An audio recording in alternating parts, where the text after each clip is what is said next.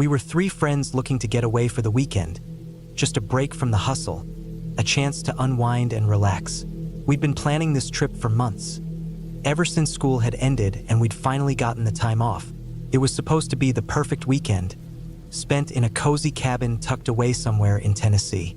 Quiet, away from the noise, a place to reconnect and just forget about everything for a while. The cabin itself looked picturesque when we arrived.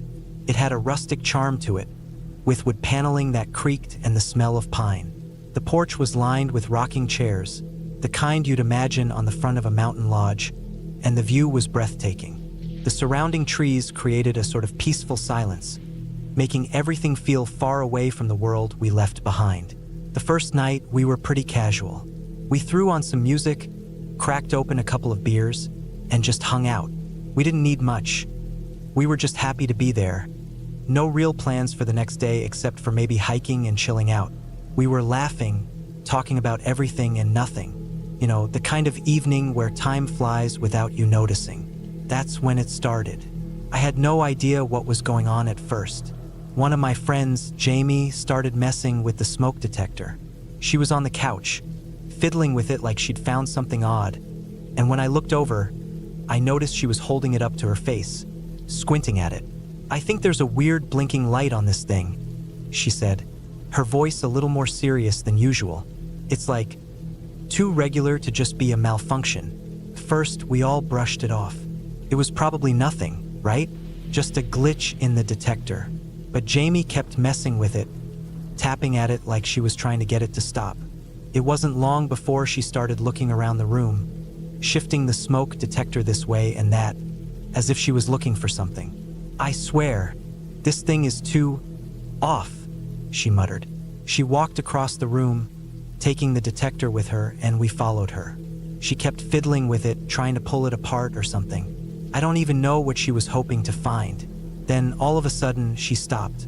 "This isn't just a smoke detector," she said, her voice low, and she had this weird expression on her face like she just realized something. We all crowded around her, peering at the little device she held in her hands. That's when we saw it. A small lens, barely noticeable, hidden under the edge of the smoke detector. It wasn't just a blinking light, it was a camera.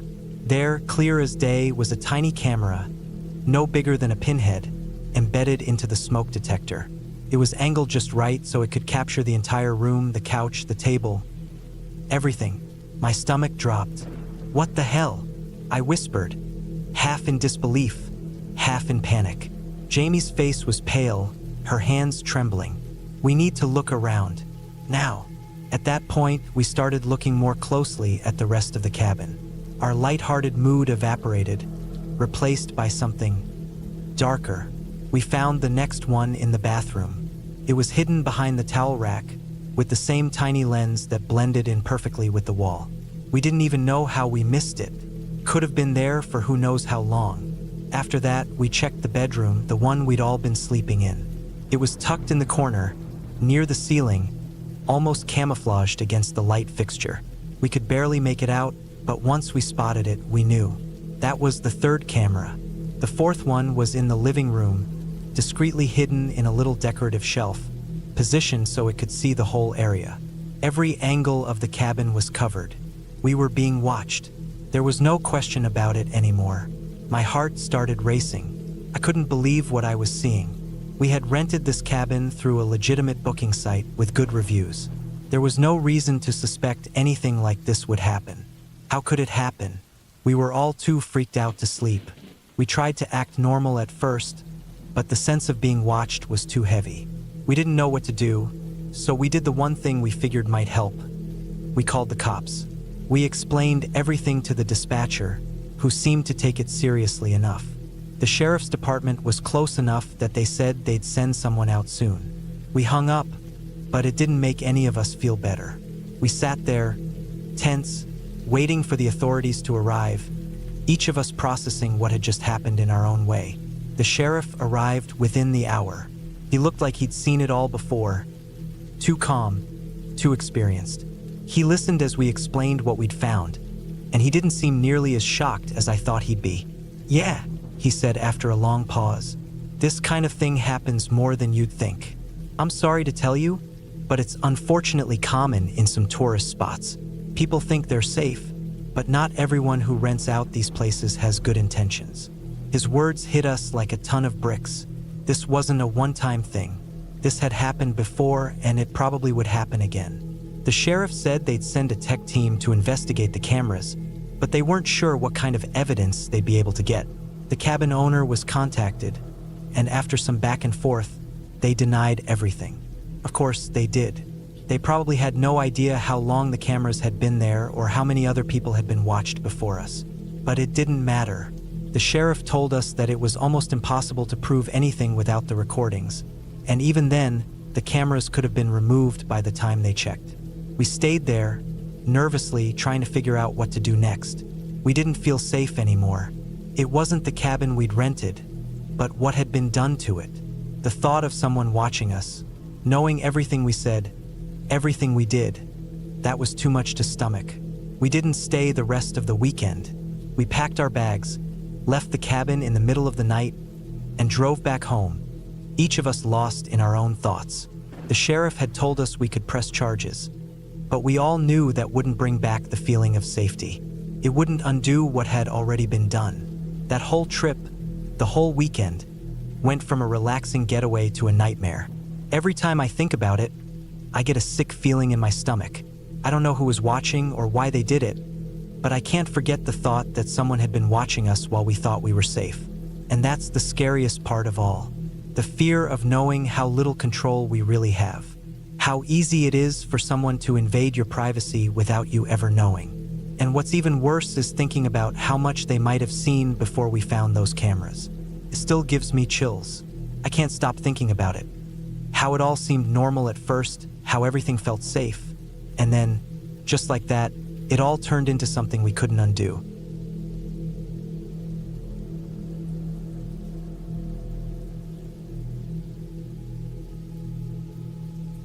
I had been looking forward to the quiet of the mountains for weeks, a break from the noise of city life, a chance to clear my head.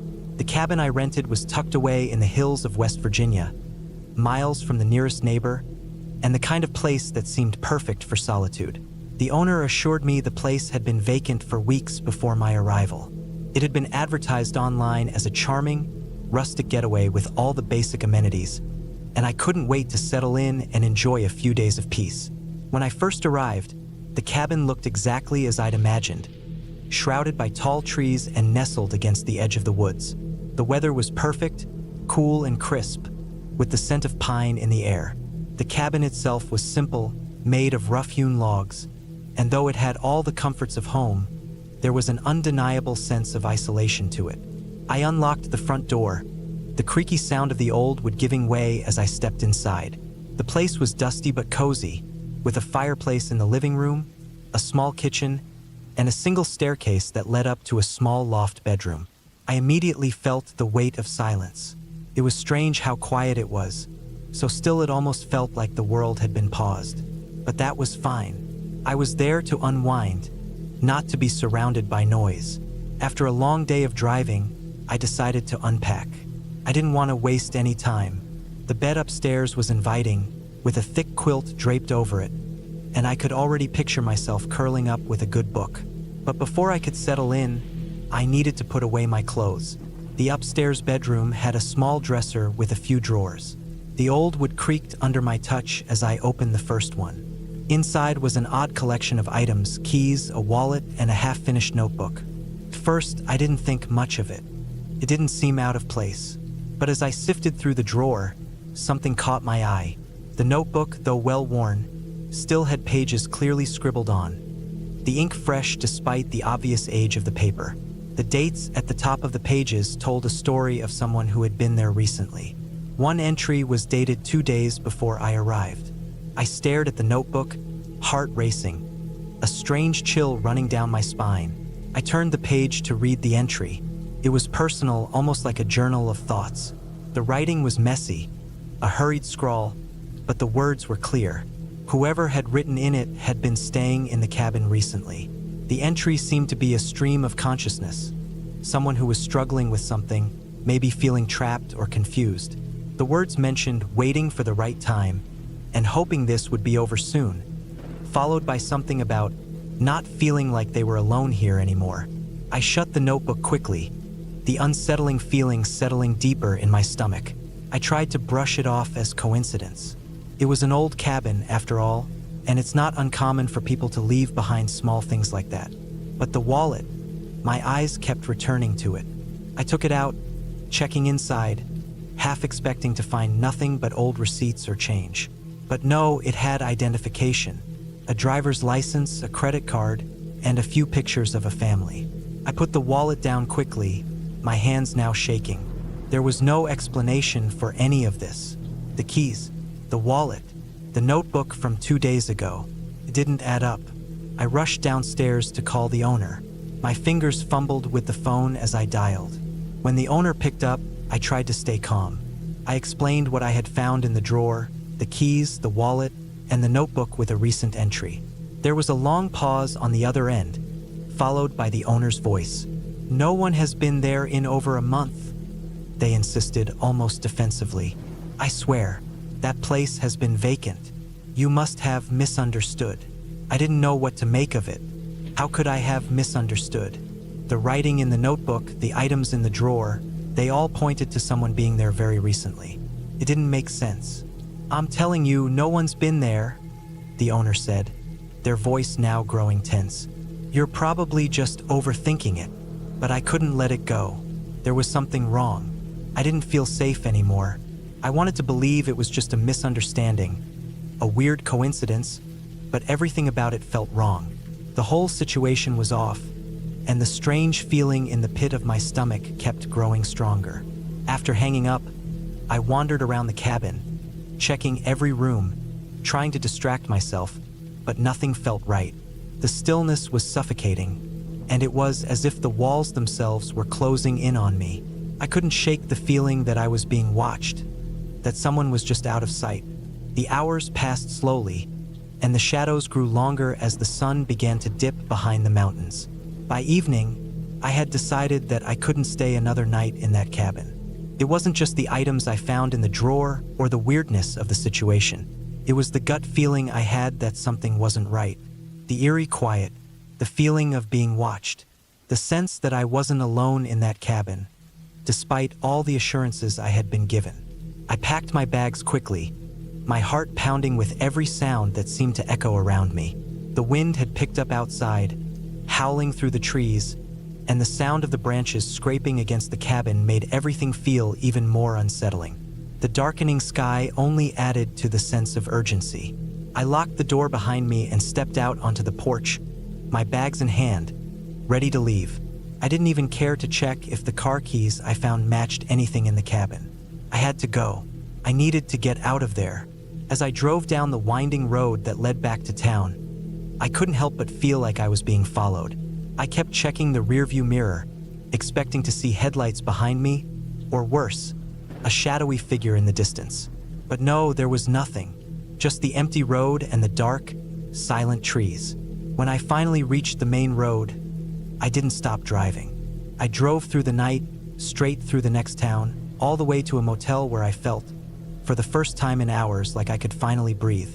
But even then, I couldn't shake the feeling that something was still watching me, lurking just beyond my line of sight. The next day, I called the owner again, but this time I wasn't looking for answers. I didn't care about the explanation anymore. I just wanted to be done with it. I had checked out of the cabin, left everything behind, and driven away as quickly as I could. The owner didn't sound surprised when I told them I had left. "I told you no one had been there. I didn't know what you were talking about with the items in the drawer," they said. "But I'm sorry you had a bad experience." That was the last I ever heard from the owner, and I never looked back. The cabin, the keys, the wallet, and the notebook were all part of a mystery that I would never solve. I'm not sure what happened there, but one thing I know for certain: something was wrong about that place.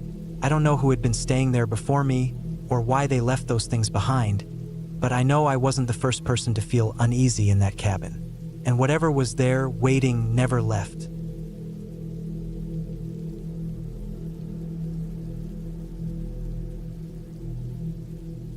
We were deep in rural Arkansas, way out in the woods, far enough that our phones stopped getting any kind of signal about an hour before we even got to the cabin. It was my cousin Matt's family place.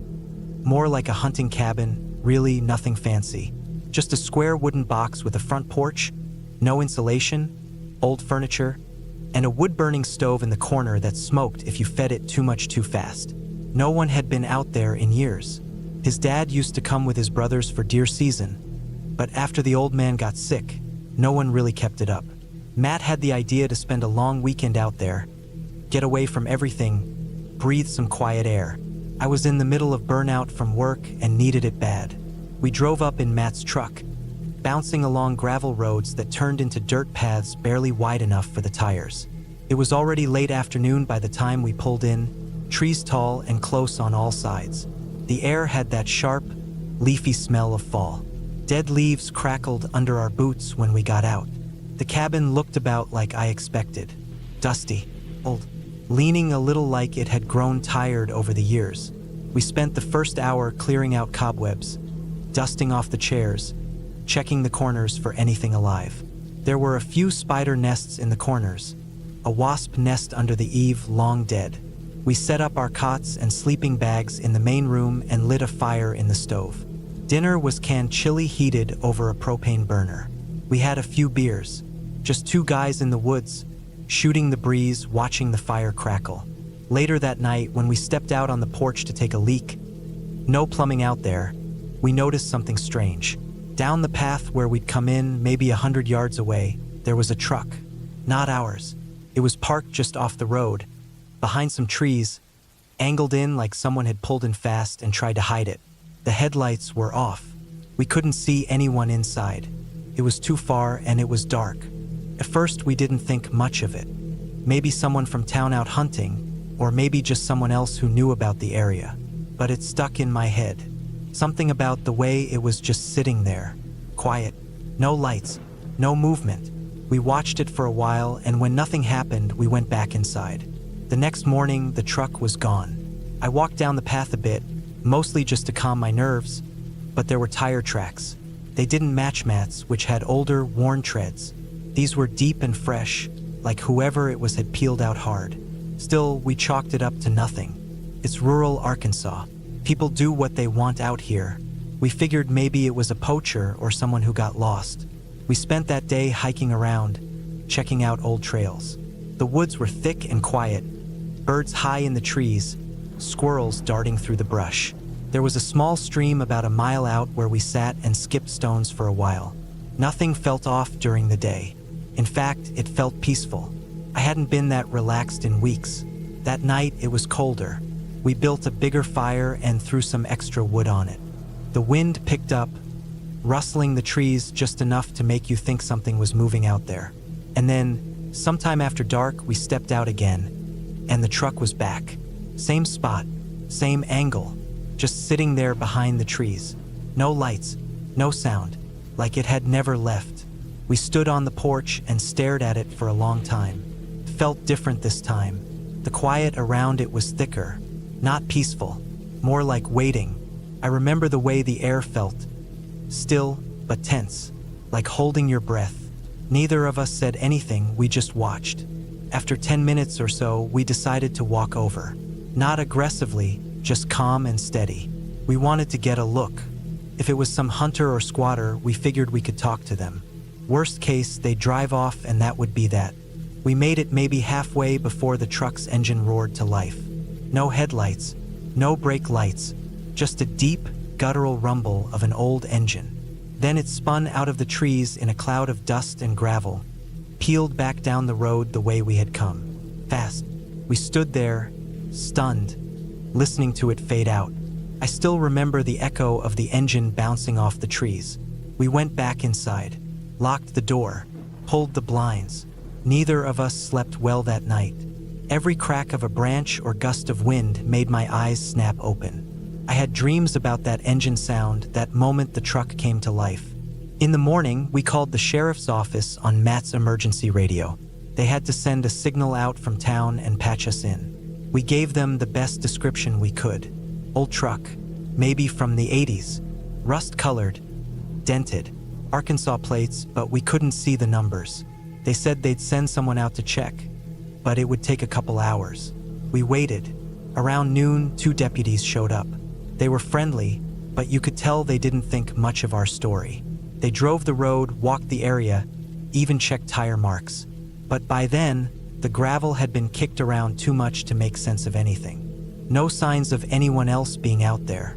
They told us it was probably a local messing with us. Said it happens sometimes. We didn't buy it. Something about it felt too deliberate, too clean, like whoever it was knew the exact distance to stay away, knew when we were watching, knew when to leave. But the deputies didn't find anything, and they left after an hour or two. Matt looked at me after they drove off and just said, "Let's pack up." I didn't argue. We threw everything into the truck in less than 20 minutes. Didn't even eat lunch. The cabin wasn't locked. Never was. But we shut the door behind us and didn't look back. Driving out, I kept checking the side mirrors, waiting for that rust-colored truck to appear behind us. But it never did. We made it back to paved roads by late afternoon and got a signal again about 20 minutes later. I called my girlfriend, told her I'd be home early. We haven't been back to that cabin since. Matt tried to give the place a fresh start once, cleaned it up the next spring, even stocked it with food and supplies. But something about that weekend stuck with us. We didn't talk about it much after.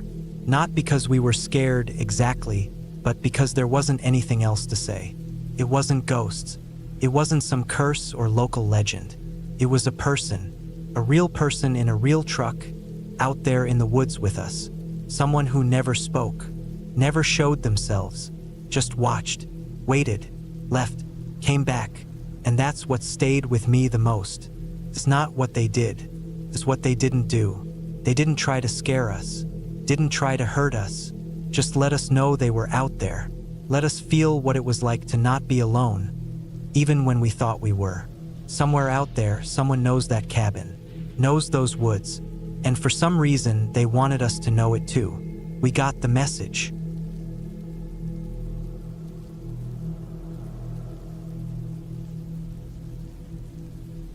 I'd been looking forward to this trip for months. After a long stretch of working 60-hour weeks in a noisy city, the idea of spending a whole week in a remote cabin in the Adirondacks was the perfect escape. I'd found it on an obscure rental site, a little cabin nestled in the middle of the woods, miles away from the nearest neighbor. It seemed like the kind of place that would be perfect for unwinding. Clean, cozy, private. It had everything: rustic charm with modern amenities. The whole back-to-nature vibe that people like me crave when the city feels like it's swallowing you whole. When I arrived, the place was exactly as advertised. The cabin sat in a clearing surrounded by thick woods, tall pines swaying gently in the breeze. The sun was low in the sky, casting long shadows across the dirt driveway that led up to it. The wooden structure was a bit weathered, but it looked sturdy, a little cabin with a small front porch, complete with rocking chairs. It had been recently renovated, with fresh wood floors and new appliances. The owner had left a note on the counter with some basic instructions, a guide to the area, and her contact number. It was just me. No friends, no family. I was alone. I liked it that way. There was something peaceful about being in nature, surrounded only by the sound of birds, wind, and the occasional creak of the trees. I spent the first day exploring the property, walking through the woods, taking in the scenery, and soaking in the solitude. The cabin was peaceful, but I couldn't help but notice one thing when I was unpacking. In the corner of the living room, there was a hatch in the floor. It was an old-fashioned thing, round, made of wood, and secured with a thick padlock. It seemed out of place in an otherwise charming cabin. I figured it was just for storage, maybe a crawl space or something, but the lock seemed strange, unnecessary. There was no note or explanation, just the locked hatch. I shrugged it off. Not my business, right? I wasn't about to start snooping into things that didn't concern me. I spent the rest of the day getting comfortable, lighting a fire in the stone fireplace and enjoying the quiet. But when night came, something changed. It wasn't anything I could put my finger on at first, just a subtle unease that crept in like a shadow. The smell, for one thing, was off. I hadn't noticed it earlier, But by nightfall, there was a faint, cloying odor in the air. It was sweet but rotten at the same time, a bit like meat left out for too long. I chalked it up to the cabin being in the woods. Maybe something had died nearby, or there were critters in the walls. I tried not to think about it. I went to bed, the noise of the wind howling through the trees making the cabin feel even more isolated. The bed was comfortable, and I eventually drifted off, despite the faint smell in the air. The next few days were uneventful, at least at first. I woke early, made coffee, and spent my days hiking the trails nearby, taking in the peaceful wilderness. The smell lingered, though. It wasn't overpowering, but it was always there, hanging in the air like a ghost I couldn't see. It wasn't until the third night that things really started to get strange. I was sitting in the living room, reading a book by the fire, when I heard it, a dull banging sound coming from below. At first, I thought it was just the house settling. Old houses make noises all the time, but this was different. It wasn't the usual creaks of the floorboards or the wind pushing against the roof. It was rhythmic, almost deliberate, like something was tapping, knocking from below. I froze, listening carefully. There it was again, a slow, steady thump, like a heavy object hitting the ground, followed by a faint scraping noise.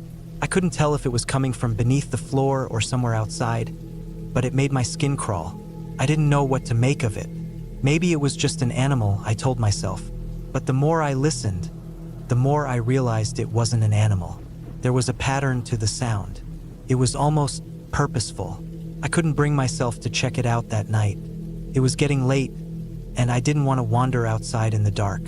Besides, I convinced myself that whatever it was nothing to worry about. Probably some rodent or a tree branch knocking against the cabin. The next morning, the smell was worse.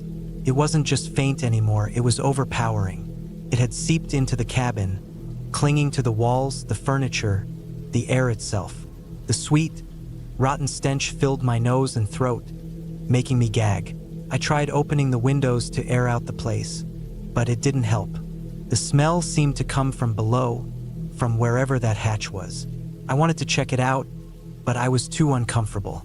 I couldn't shake the feeling that whatever was down there wasn't something I wanted to find. I had breakfast and tried to distract myself by going for a walk. The woods were peaceful, as usual, but I couldn't get the thought of the cabin out of my head. When I came back, there was something else. Scratch marks. Fresh, deep gouges on the wooden floor, near the hatch. I bent down to get a closer look, running my fingers over the rough grooves. They looked almost like claw marks, jagged and uneven. The air around the hatch was heavy, thick with that awful smell. That night, the banging came again. Thump, thump, thump. It wasn't the wind. It wasn't animals. There was something or someone down there, and they were trying to get out. I didn't know what to do. I thought about calling the owner, but I couldn't bring myself to. The cabin was supposed to be a retreat, a place of peace, but now it felt like a prison. I decided I couldn't stay another night. The whole place felt off, and I was starting to feel trapped. The thought of being alone in that cabin with whatever was underneath it made me feel nauseous. I packed my things quickly, not bothering to take anything more than the essentials. The smell was worse than ever as I walked through the cabin, making my way to the door. My heart was pounding in my chest. I knew I had to leave, but I couldn't shake the feeling that I was forgetting something. The hatch. The locked hatch. My eyes kept drifting back to it as I made my way out, but I forced myself to look away. It was too much. Whatever was down there, I didn't want to know. I left the keys on the counter, grabbed my bag, and drove away as fast as I could, not looking back. The drive was a blur. I just wanted to be as far away from that cabin as possible. The next few days were a blur of frustration. I tried reaching out to the owner, but I got no response. I sent her several messages asking about the strange noise, the smell, the scratch marks near the hatch. I told her I felt uncomfortable and that I didn't feel safe staying there anymore. Finally, weeks later, I got a reply. She apologized for the delay, claiming she had been out of town, and said that I was the only one who had ever mentioned anything strange about the cabin. She said there was nothing under the floor, that it was just a storage space, and that the noises were probably caused by the house settling. As for the smell, She said it might have been a dead animal nearby, though she didn't seem too concerned about it. I didn't buy it. It didn't feel like a dead animal, and it didn't feel like the house settling. It felt like something else. But what could I do? The owner seemed convinced that everything was fine, and I had no proof to show her otherwise. I never went back to that cabin. I don't know what was down there, and part of me doesn't want to know. Maybe it was an animal. Maybe it was something else. But I'm convinced now that there's something beneath that cabin. Something locked away. Something that isn't supposed to be freed.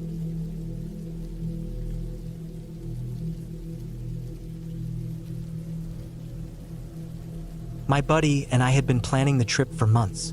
We both needed a break from everything. Work, people, phones, city noise, just all of it. He'd found a small cabin for rent on a quiet lake a few hours north, out past where the GPS usually cuts out. Real old-school kind of place. No internet, no TV, no cell signal.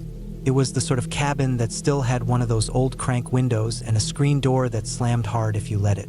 The guy we rented it from was a retired logger who lived in town. He said the cabin had been in his family for decades, and he mostly rented it out to hunters and folks just trying to get away for a while.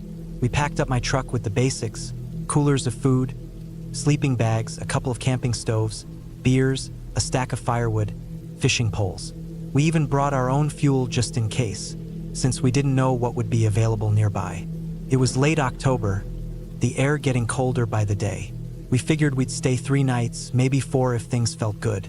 Just a couple of guys, some cold beers, long talks, and quiet. The cabin itself sat right on the edge of the lake. It had a small front porch with a couple of old wooden chairs and a view that looked straight across the water to a wall of trees that hadn't been touched in decades. It was peaceful. The first night, we unpacked, cooked a simple meal on the propane stove inside, and sat out on the porch listening to loons call across the lake. The place didn't have much. Just 2 small bedrooms with thin mattresses, a main room with a stone fireplace, a tiny kitchen, and a narrow bathroom with plumbing that rattled when you turned the faucet. Everything smelled like pine and old dust. What it did have, sitting on the shelf above the little kitchen table, was a radio. One of those old portable ones with a scratched plastic face and a faded sticker that probably used to be a brand name. It had a wire antenna half bent out of shape and a little compartment in the back for D-batteries. We used it the first night to tune into a local weather station. The reception was rough, crackling static and warbled voices, but we got the basic forecast. Cold, maybe a light rain, nothing major. The second day passed without much of note. We slept in, ate eggs and bacon, hiked a short loop trail that wrapped around part of the lake, then spent the evening fishing off a short wooden dock just down the slope from the cabin. The air was crisp, and everything felt normal. We saw some deer tracks near the tree line and heard something splashing around a ways down the lake. Probably a beaver or a muskrat, we figured. We were out there to be disconnected, and that's exactly how it felt. Like we were the only people in the world. That second night, though, things started to feel different. It was sometime after midnight when the radio turned on. We had already gone to bed. I'd been lying there, not quite asleep, just thinking. My buddy was across the hall in the other bedroom, and the cabin was dead quiet except for the occasional creak of the wooden walls cooling down. Then came this low hissing noise, almost like air escaping a tire. Took me a second to realize it was the sound of the radio coming on. I got up and walked into the main room, not really sure what I was hearing. The radio sat there on the kitchen shelf, the dial glowing faint orange. Static poured out of it, loud enough that it should have woken both of us. But my buddy hadn't come out yet. I stood there, staring at it, thinking maybe it had some kind of timer or alarm built in. I reached out and turned the knob to shut it off. The static stopped. I figured maybe one of us had accidentally bumped it or something. I was halfway back to bed when it spoke. The radio clicked back on. No crackle this time, just a flat, steady hum. Then a voice. A man's voice, low and clear. "Get out." I stopped cold. My mouth dried up immediately. It wasn't a radio DJ and it wasn't a weather update. It was too plain, too direct. No background music, no call letters. Just that voice, calm as anything. I stood there, frozen. It only said those 2 words. Then the radio went dead again. I didn't move for what felt like a full minute. I was waiting, listening for something. Footsteps outside, laughter from the woods, something that would let me tell myself it was a prank. But there was nothing, just stillness. Eventually, I turned and went to my buddy's door and knocked. He opened up, rubbing his eyes. I told him what happened, and we both stood there, looking at the radio like it might start talking again. He asked if I was messing with him. I could tell he didn't believe me fully. Not yet. I didn't push it. We agreed to leave it off for the night and went back to our rooms. About 10 minutes later, it turned on again. This time, we both heard it. The static came first, a rising wave of noise like a storm starting. Then the voice, louder this time, firmer. "You're not safe." That's all it said. Those 3 words, clear as day, the same voice as before. We both stood in the doorway of my room, looking toward the shelf. I remember my buddy stepping into the kitchen and yanking the radio off the shelf. He opened the back and pulled the batteries out. He held them up to me like proof. "No power," he said. "It shouldn't be running." But it still was. The radio was still on. The static came back again, but the voice didn't speak a third time. We just stood there, the 2 of us in a cold cabin with no power source in the radio, and it was still running. That's when my buddy dropped it on the table. Not a hard throw, just a solid clunk like he wanted it away from him. We didn't talk much after that. We packed up a few essentials. Wallets, keys, phones that didn't work, but they felt better to have, and we got in the truck. Didn't bother packing the rest of the gear, just left it all. It was a 4-hour drive back to the city. Neither of us said a word until we were halfway there. Even then, we didn't talk about what happened. We just drove. I remember watching the headlights roll over empty road, trees rushing past in the dark, and every few minutes I'd glance in the rear view, half expecting someone to be sitting in the bed of the truck. We got back around dawn. I dropped my buddy off at his place, went straight to my apartment, and slept for half the day. The next time we talked, a couple days later, it was mostly small talk. Neither of us wanted to bring up the cabin. Not yet. But about a week after that, my buddy called me late at night. He'd gone back out there, said he couldn't stop thinking about it and wanted to prove it was just a busted radio, maybe something electrical. He didn't tell me he was going until after. He said the cabin was just as we left it. Our gear still inside, food starting to rot. The firewood stack untouched. The radio was gone. Shelf empty. He looked all over. Said maybe the owner came by and took it or someone else broke in. Nothing else was missing, though. Not even our cooler full of beer. That part shook me more than the voice did. I didn't go back. I didn't want to. Not because of ghosts or anything like that. I don't believe in ghosts. But something happened out there. Something we couldn't explain. And I'm fine never knowing exactly what it was. Could have been some kind of signal hijack, some local messing with us, or a weird power surge. I don't know, but the way it felt, the way the air seemed to shift in that moment, the way every hair on my body stood up when that voice came through, you don't forget a feeling like that. It's been over a year now. I still think about it sometimes.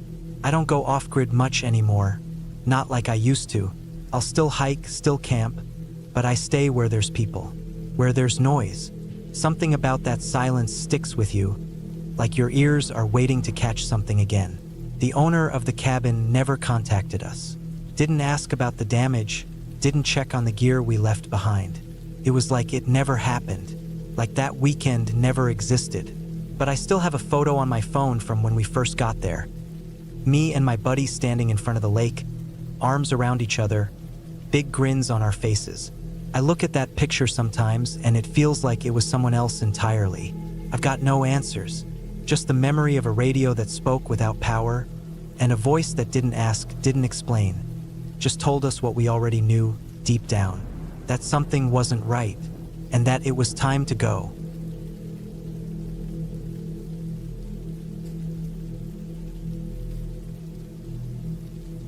My friend owns this tiny hunting cabin way up in northern Wisconsin. It's about as remote as it gets, miles off any paved road, surrounded by thick woods and marshy lowlands, way past where GPS even helps. I had been struggling with writer's block for weeks, and he offered the place for a solo retreat. knowing I needed somewhere quiet. I said yes without thinking twice. The idea of isolation, no internet, no cell phone buzzing every hour, it sounded perfect. The drive took me nearly 8 hours from home. The last 40 minutes were on rough gravel and dirt, weaving between towering pines and half-frozen puddles. I had to park my car about a quarter mile from the cabin and hike the rest in with my gear strapped to my back.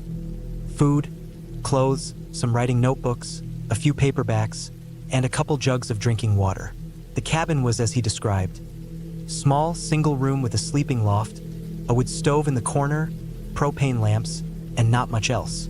There was a little outhouse out back, and a rusted old metal bin for storing firewood. The nearest neighbor, he told me, was at least 5 miles through the woods. I didn't expect to see a soul for the next several days. I settled in fast. The first 2 days were mostly spent getting used to the silence. It's a heavy kind of quiet out there. No traffic, no humming appliances, not even birds sometimes. Just the wind and the crack of trees settling. I split some wood and got the stove going. It heated up quick, and the place felt cozy in that rustic, rough way. I cooked simple stuff, canned soup, pasta, rice, and beans. I wrote by propane light at the little table under the front window. Nights came early and deep. The woods swallowed the last light quick, and when it got dark out there, it got dark. Not the kind of dark you get in town or even in a quiet suburb. This was true blackness. No glow on the horizon, just shadows on shadows, and the sound of wind brushing branches. By the third night, I was in the rhythm of things. I'd write until I got tired, read for a bit, then climb the ladder to the loft and sleep under heavy blankets.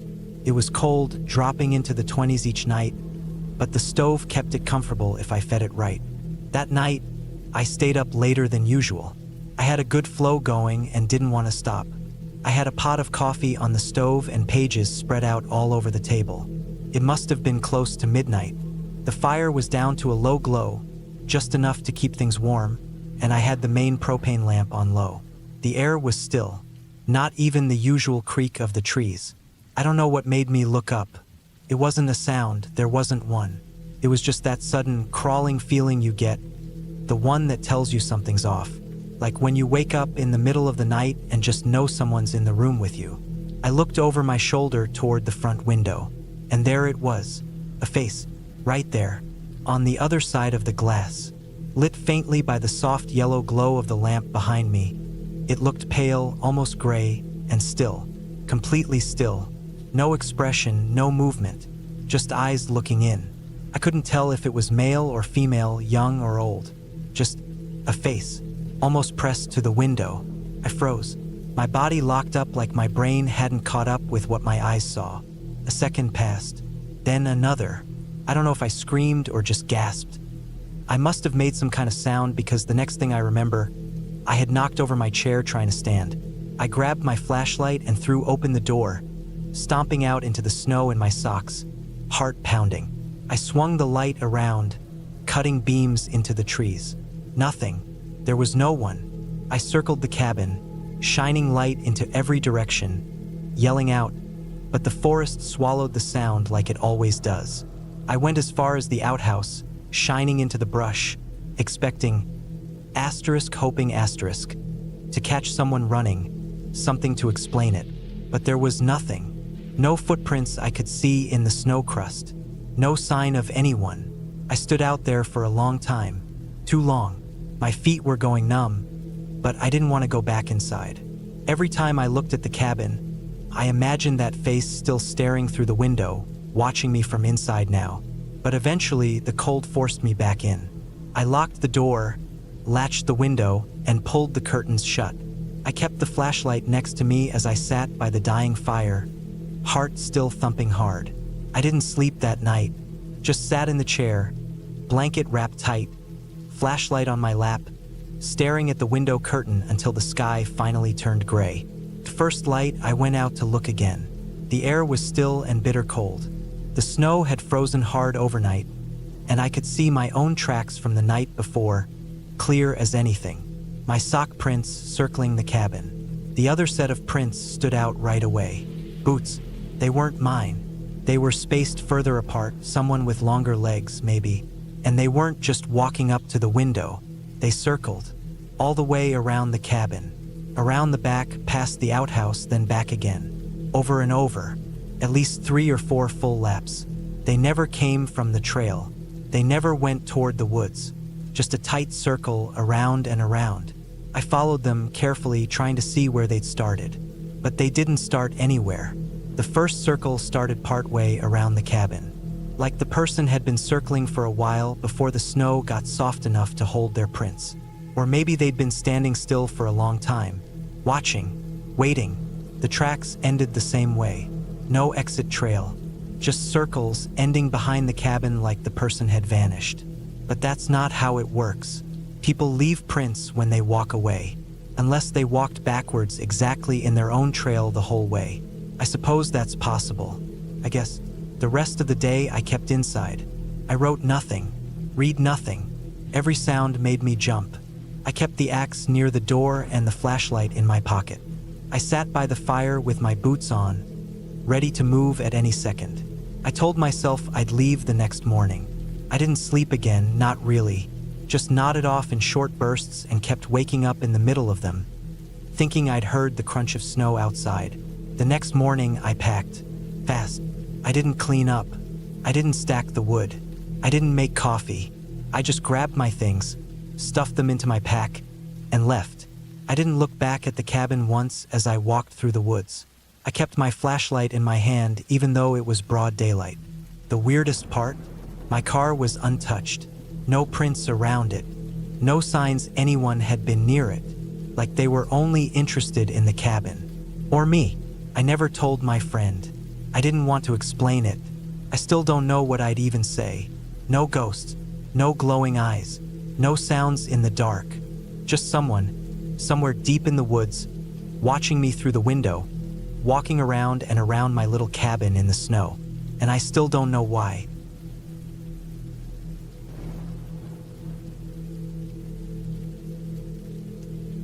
I needed a break. Work had been grinding me down, and the thought of one more day staring at spreadsheets under flickering fluorescent lights made my skin itch. I found a listing online for a remote cabin in Vermont. It looked perfect, small, tucked into the woods, miles from the nearest town. No neighbors, no traffic, no noise, just me and some trees. I booked it for a long weekend in February, thinking the snow would only add to the peace and quiet. The drive was long and winding. The last stretch was up a narrow, snow-covered road that hadn't seen a plow in a while. I had chains on the tires just in case, and I needed them. The forest got thicker as I went, and the light started to fade. The cabin finally appeared through the trees, a dark shape against the white snow. It was smaller than I thought, but sturdy-looking. Real wood beams, old stone chimney, simple porch. No lights on, of course. I parked close, unloaded my stuff, and crunched through the snow to the door. The lock was stiff, but it worked. Inside was cold and quiet. A small living area with a wood stove, a beat-up couch, and a tiny kitchen in the corner. One bedroom and a bathroom off the back. No TV, no Wi-Fi, no cell signal. Perfect. I got a fire going, made some soup on the gas burner, and settled in for the night. Before bed, I did a quick check. There were 3 doors total, the front, the back near the kitchen, and one leading out from the bedroom to a tiny deck. I locked all 3, deadbolts and handles. I even pushed on the doors afterward, tugged the knobs a little. All solid. The windows were old and single pane, but they latched. I shut the bedroom door, turned the heater on low, and got into bed with a book. I must have fallen asleep around midnight. The cabin was quiet, the kind of quiet that gets into your head after a while, like your ears are straining for something that isn't there. I remember waking up cold. Not chilly, cold. The kind of cold that bites through blankets. I sat up in bed and noticed the bedroom door was open. I didn't remember opening it. Then I heard the wind. It was faint at first, but steady, coming from the front room. I got up, stepped out into the hallway, and saw the front door wide open. Just open, not swinging or half-cracked. All the way open, letting snow blow in across the floor. The fire in the stove had burned down to glowing coals.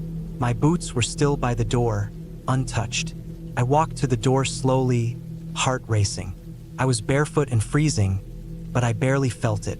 I looked out into the yard. Nothing, just trees and snow. No lights, no movement, no prints. I stood there for a long time just watching. My breath came out in thick clouds. Eventually, I stepped out onto the porch. I was looking for tracks, signs of something, someone, but the snow was untouched, smooth, powdery, and fresh.